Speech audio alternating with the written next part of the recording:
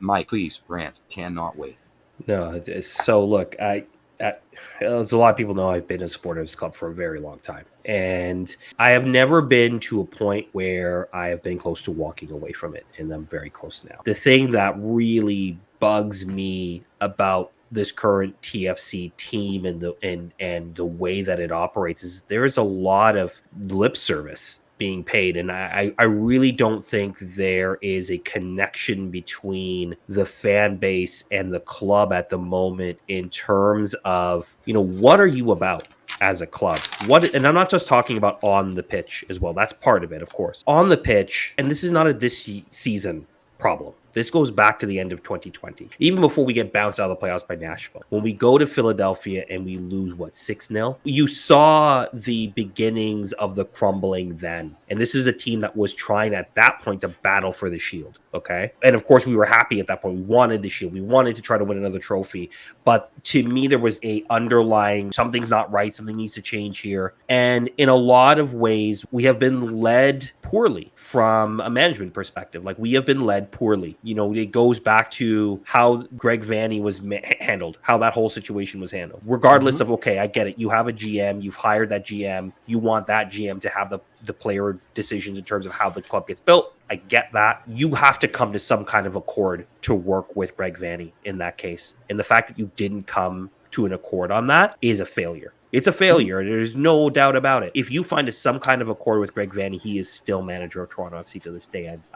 I can guarantee it. And then, okay, fine. Greg Vanney leaves. You go on a coaching search. You let Ali Curtis hire the manager. You get Chris Armas, and everyone knew. Everyone knew. Like, it wasn't fans kind of saw this guy. Like, everyone knew. Anybody who knew anything about MLS, anybody who was talking MLS, anybody who was within MLS, although they very much like Chris Armas, he is a very nice person, and obviously not being able to play home games in Toronto in front of fans and get to know them hindered him. Everyone knew this was not the right hire. Everyone knew. And you still backed it. You still went ahead with it. And of course, it turned into a disaster. Then you go off and, all right, you got to find another manager. Now, I'm actually not going to blame him that much for Bob Bradley, because at that point, he's kind of the only logical choice, right? Like, he is a high cachet manager. He obviously has the league cred, right? That's what we were all asking for at the time. But then you bring him in to be the manager and to rebuild and reset the culture. And before he even gets a chance to do that, you go and you sign Lorenzo Insigne and you blow a lot of the financial equity you have from the MLSE board on one player. In all due respect to Lorenzo Insigne, he is a fantastic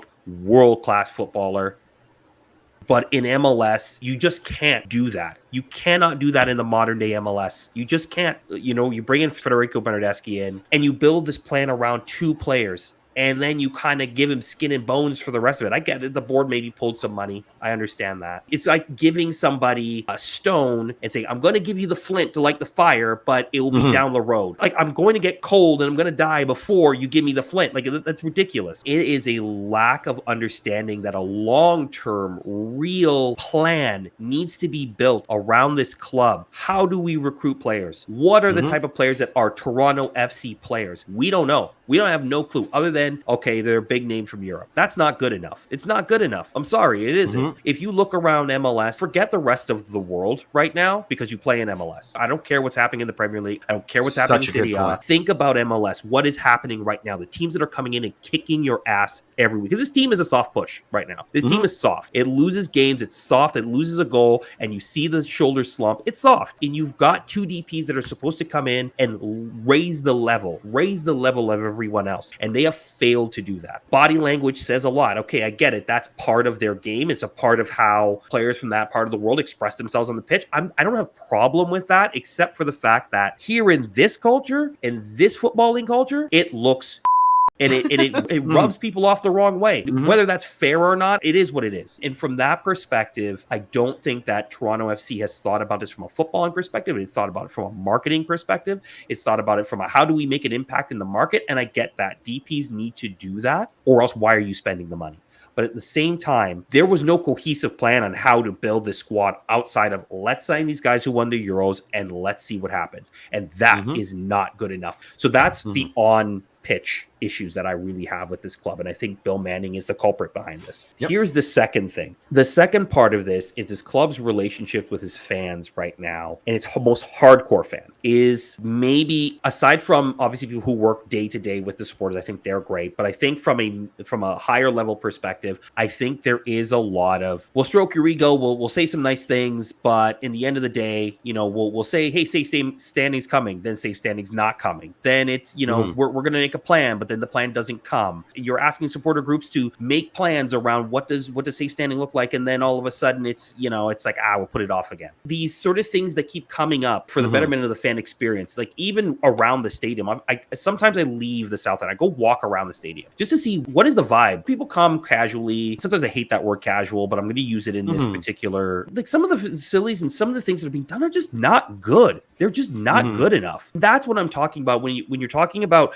do you really value your fans in that way? It really bugs me that you're asking fans to pay more because, look, you signed 2 really big players. I get that. You're going to try to recoup some money back. That's fine. Obviously, the pandemic put a hit into the business. That's another thing. You didn't have games for almost over a year. I get that too. But then compound that with the fact that you've put a bad team on the field. You've made bad decisions from a footballing perspective. And then on top of that, some things in the stadium are just substandard. That's how you lose people in the marketplace. That's how you people may come and they'll show up obviously for a good time, but man, it just drags on people. It drags on people who should unconditionally love this club, but sometimes it's hard. It is really hard to love this club sometimes. I do hold that at the president's feet, and that may not be fair, and I get that. And I've met Bill before, and we've chatted. He, like you said, Mike, he's a lovely person and a very good executive. I'm not saying that he isn't a good executive, but there have been bad decisions made at that level, and you can only lay that at the president's feet. Now, of course, other people are making decisions. We'll see how Jason Hernandez now does as the general manager. I don't know what he's got to work with, frankly. I don't know how that's going to go, but I think right now, like you said, Jeff, something has to change.